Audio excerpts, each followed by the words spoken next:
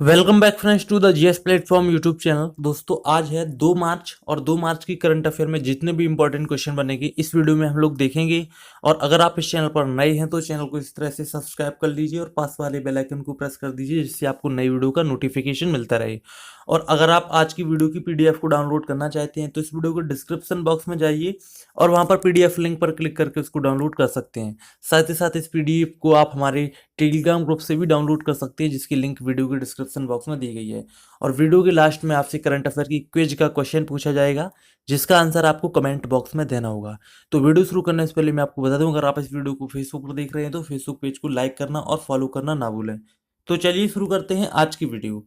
तो आज की वीडियो का पहला क्वेश्चन है, अंतरराष्ट्रीय क्रिकेट में 500 छक्के लगाने वाले पहले बल्लेबाज कौन बने हैं? तो यहां पर जो ऑप्शन दिए गए हैं इनमें जो राइट आंसर है क्रिस गेल, ऑप्शन सी सही होगा।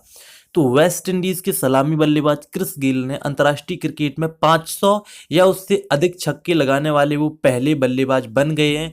उन्होंने ग्रेनाडा में इंग्लैंड देश के खिलाफ चौथे वनडे में क्रिस गेल ने 162 रन बनाए हैं और इसी पारी के दौरान उन्होंने ये कारनामा किया है। उनकी पारी में कुल 14 छक्के शामिल थे और इस पारी ने विंडीज को उसके 389 रन के सर्वाधिक वनडे स्कोर तक भी पहुंचाया है। मैं आपको बता दूं कि क्रिस गेल भी एक दिवसीय क्रिकेट मैचों में 10,000 रन की उपलब्धि करने के लक्ष्य पर भी पहुंच चुके हैं। यहां पर मैं आपको बताना चाहूंगा कि क्रिस गेल अपने ही देश के यानी कि उसी वेस्ट इंडीज देश के ब्रायन लारा के बाद इस तरह की उपलब्धि हासिल करने वाले वो दूसरे खिलाड़ी बन गए हैं जिन्होंने 10,000 रन बनाए हैं। ठीक है, तो आप ध्यान रखेंगे अंतर्राष्ट्रीय क्रिकेट में 500 छक्के लगाने वाले पहले बल्लेबाज वेस्ट इंडीज के क्रिस गेल बन गए हैं, तो ऑप्शन सी सही होगा। नेक्स्ट क्वेश्चन देखते हैं, क्वेश्चन नंबर सेकंड। प्रधानमंत्री नरेंद्र मोदी ने विज्ञान और प्रौद्योगिकी के लिए कितने व्यक्तियों को शांति स्वरूप भटनागर पुरस्कार प्रदान किए हैं? तो देखिए यहाँ पर जो 4 ऑप्शन है इनमें जो राइट आंसर है 34 यानी कि 34, ऑप्शन डी सही होगा। तो प्रधानमंत्री नरेंद्र मोदी ने नई दिल्ली में वर्ष 2016, वर्ष 2017 और वर्ष 2018 के लिए विज्ञान और प्रौद्योगिकी के लिए शांति स्वरूप भटनागर पुरस्कार प्रदान किए गए हैं और इसमें 34 विजेताओं को ये पुरस्कार प्रदान किए हैं। मैं आपको बता दूं कि शांति स्वरूप भटनागर पुरस्कार भारत में अपने अनुसंधान और विकास कार्यों को सम्मानित करने के लिए युवा वैज्ञानिकों और इंजीनियरिंग को प्रदान करने वाले सबसे प्रतिष्ठित राष्ट्रीय मान्यता प्राप्त पुरस्कार हैं। और ये 1957 में प्रख्यात वैज्ञानिक डॉक्टर शांति स्वरूप भटनागर को सम्मानित करने के लिए पहली बार इसे स्थापित किया गया था। राइट, तो आपको इस क्वेश्चन से इतनी इंफॉर्मेशन मिल जाती है। नेक्स्ट क्वेश्चन देखते हैं, क्वेश्चन नंबर थर्ड।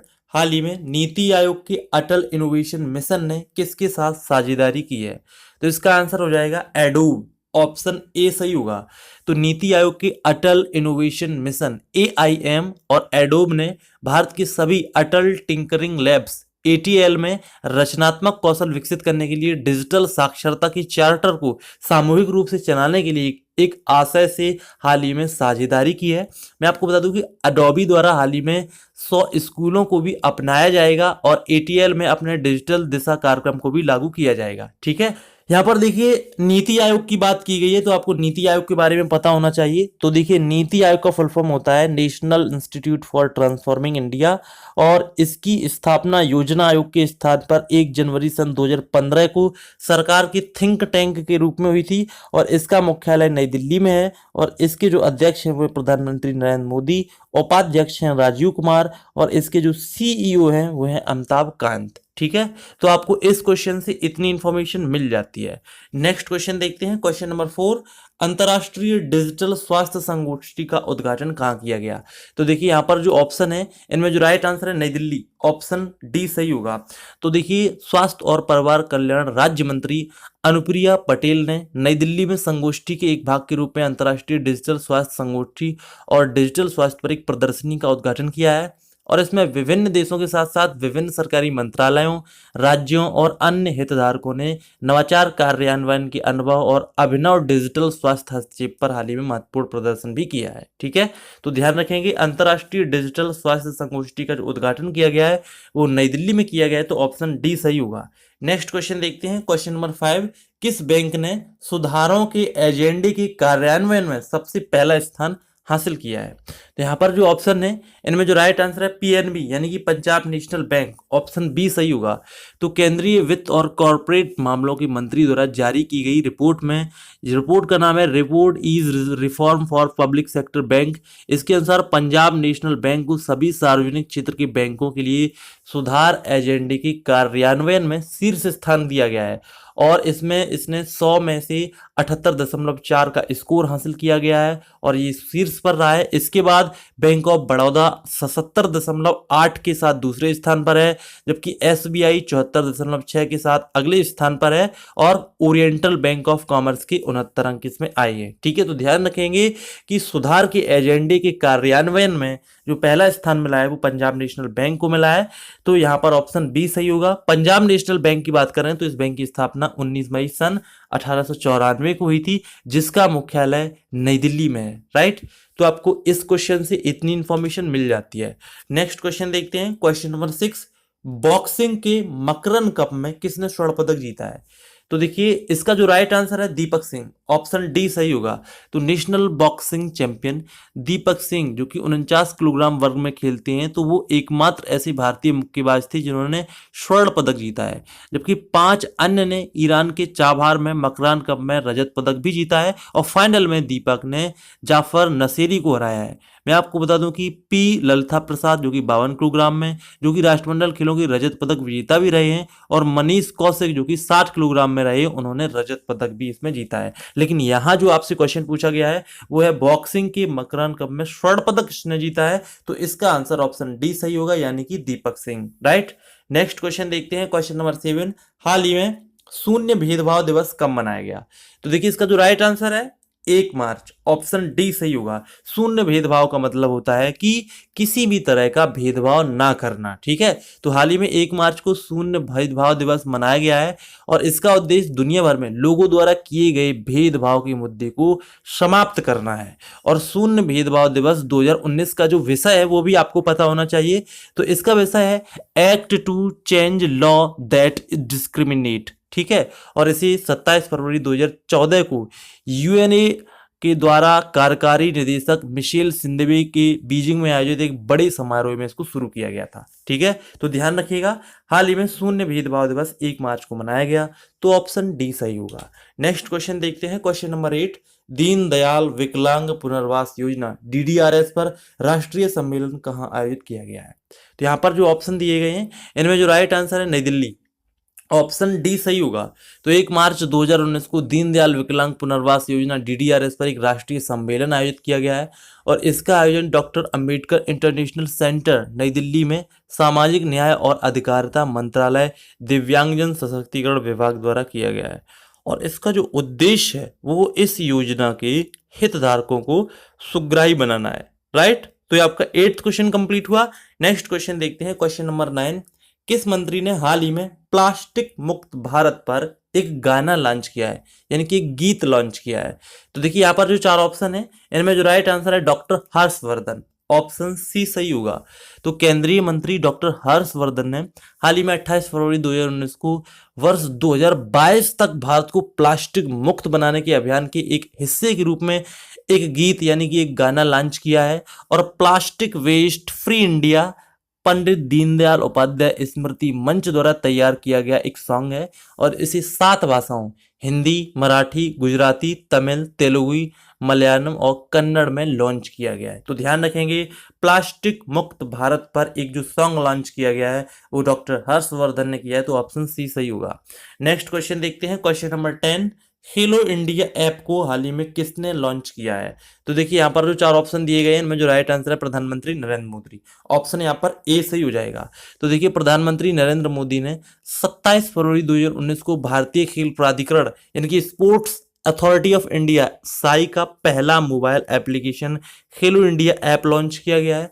और ये जो ऐप है वो देश के खेल और फिटनेस के बारे में जागरूकता प्रदान करेगा और इस ऐप में 3 अनूठी विशेषताएं हैं जो युवाओं के लिए खेलों में हिस्सा लेना सुविधाजनक भी बनाता है। और ये ऐप हिंदी और अंग्रेजी दोनों भाषाओं में उपलब्ध है और इसे ऑफलाइन मोड में भी इस्तेमाल किया जा सकता है। तो ध्यान रखेंगे, खेलो इंडिया ऐप को हाल ही में प्रधानमंत्री नरेंद्र मोदी ने लॉन्च किया है, तो ऑप्शन ए सही होगा। नेक्स्ट क्वेश्चन देखते हैं, क्वेश्चन नंबर 11। सरकार ने किस राज्य में दिव्यांगजन खेलकूद केंद्र को मंजूरी प्रदान की है? तो देखिए यहाँ पर जो 4 ऑप्शन है इनमें जो राइट आंसर है मध्य प्रदेश, ऑप्शन डी सही होगा। तो केंद्रीय मंत्रिमंडल ने मध्य प्रदेश के ग्वालियर में दिव्यांगजन खेलकूद केंद्र की स्थापना को मंजूरी प्रदान की है और ये दिव्यांगजनों के मन में समाज से सहजता से जुड़ने की भावना का विकास करेगा। और इस केंद्र में एक शासी निकाय होगा जिसमें अधिकतम 12 सदस्य होंगे, जिसमें कुछ पैरा खेलों के विशेषज्ञों के अलावा राष्ट्रीय स्तर के खेल महासंघ के इसमें विशेषज्ञ भी शामिल होंगे। और वर्तमान में देश में दिव्यांगजनों के लिए कोई विशेष खेल प्रशिक्षण केंद्र उपलब्ध नहीं है। मैं आपको बता दूं कि दिव्यांगजन अधिकार अधिनियम 2016 की धारा 30 के तहत सरकार के लिए खेलों में दिव्यांगजनों को प्रभावी प्रतिभागिता सुनिश्चित करने का विधान किया गया है, जिसमें अन्य बातों के साथ उनके खेल कूद के साथ ढांचागत सुविधाओं के प्रावधान भी शामिल है। यहाँ पर देखिए मध्य प्रदेश की बात की गई है, तो मैं आपको बता दूं मध्य प्रदेश की राजधानी है भोपाल, वहाँ के सीएम है कमलनाथ, गवर्नर है आनंदीबेन पटेल। वहाँ की लोकसभा से 29 सीटें हैं, राज्यसभा से 11 सीटें, विधानसभा में कुल 230 सीटें आती हैं। और इस राज्य में 4 प्रमुख राष्ट्रीय अभयारण्य हैं जिनके नाम है कान्हा राष्ट्रीय अभयारण्य, बांधवगढ़ राष्ट्रीय अभयारण्य, फोसिल राष्ट्रीय अभयारण्य और माधव राष्ट्रीय अभयारण्य।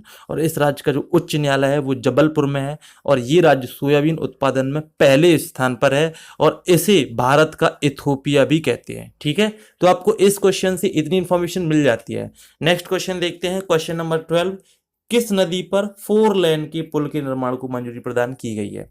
तो इसका आंसर होगा ब्रह्मपुत्र, ऑप्शन बी सही होगा।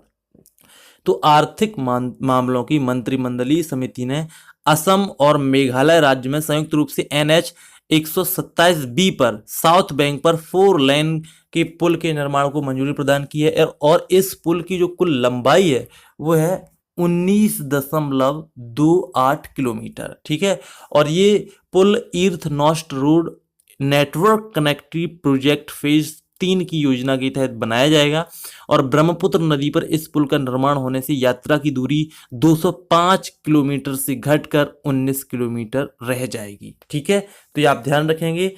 4 लेन पुल के निर्माण को मंजूरी ब्रह्मपुत्र नदी पर प्रदान की गई, तो ऑप्शन बी सही होगा। नेक्स्ट देखते हैं कल की क्विज का आंसर। तो कल आपसे पूछा गया था किस राज्य की विधानसभा ने संस्कृत को उस राज्य की दूसरी आधिकारिक भाषा के लिए राजभाषा संशोधन विधेयक 2019 पारित किया है? तो यहाँ पर जो ऑप्शन है इनमें जो राइट आंसर है हिमाचल प्रदेश, ऑप्शन आपका यहाँ पर डी सही होगा। और आज की क्विज का सवाल है किस मंत्रालय ने हाल ही में ऑपरेशन डिजिटल बोर्ड शुरू किया है? यानी कि एजुकेशन से रिलेटेड ये क्वेश्चन है।